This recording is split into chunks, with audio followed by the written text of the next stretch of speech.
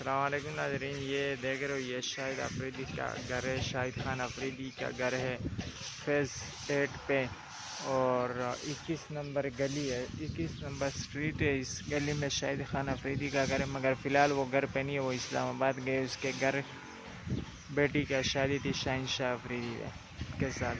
फ़िलहाल वो घर पे नहीं है। देख रहे हो ये घर है उसका।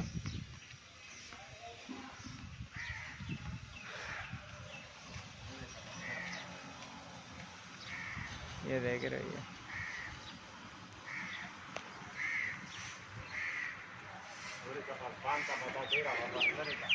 लारे पकड़ा जी।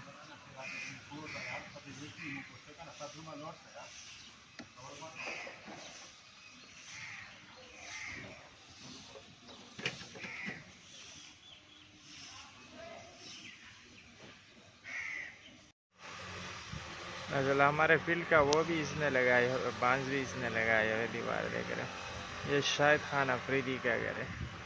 पाकिस्तान के आन है, ये पाकिस्तान के शान है। ये शाहिद खान अफरीदी का घर है DHF Z में और 21 नंबर गली में इसका 21 नंबर स्ट्रीट पे इसका वो है घर है। देख रहे ये शाहिद खान अफरीदी का घर है। माशाल्लाह काफ़ी खूबसूरत भी है।